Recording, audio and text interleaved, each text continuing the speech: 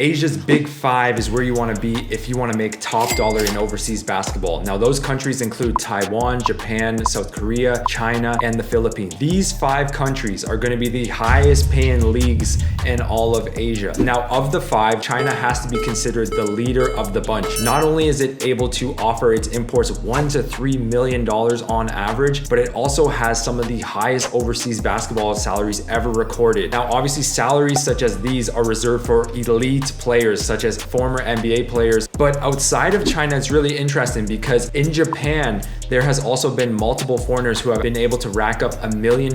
Even some of the best national team players on Japan are able to make $1 million in the B.League. In South Korea, there is a salary cap in place. The salary cap states that a foreigner cannot make above $6,000 and the 2 foreigners combined cannot make over $800,000. Now, when you get to the Philippines and Taiwan, it's going to be a bit less in salaries, but these are still going to be top dollars where some players can make upwards of $20, $10, $15, $30,000. Now, outside of these huge money markets, there is also going to be other mid-tier and low-level leagues in Asia that can actually pay you very well considering the overall average of overseas basketball salaries. When you get to these leagues, a lot of the time what actually happens is that there will be a salary cap in place for some of these leagues, but through bonuses and incentives, that's actually how players are able to make the bulk and the majority of their money. Now, when you zoom out as a whole, Asia is going to be one of the highest paying regions in the world. And it's pretty interesting because I compare it to Europe a lot of the times. Europe, yes, its top leagues, such as its first division in its top countries, Italy, France, Germany, Spain, all of these countries,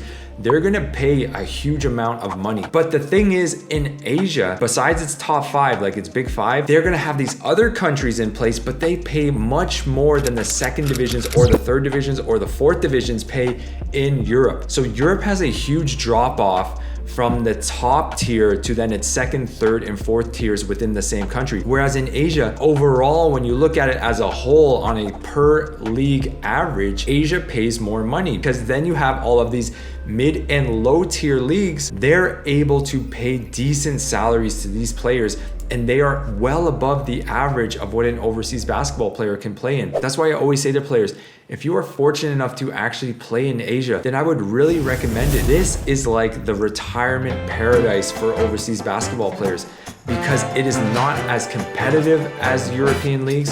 And at the same token, it can pay relatively the same amount. So overall, when you look at Asia, if you cannot get into the top European countries, then Asia is really the place where a lot of players want to retire. And that's why it's so competitive. Because when you look at the imports within these regions, usually it's former NCAA guys, it's former NBA guys, former G Leaguer guys, and they are really the cream of the crop, and there's a reason for that. So it is not a beginner or a starter league, but if you are interested in beginner or starter leagues and what those salaries are like, then I would recommend you to click this video right here. Otherwise, I'll see you guys in the next one, all right? Peace.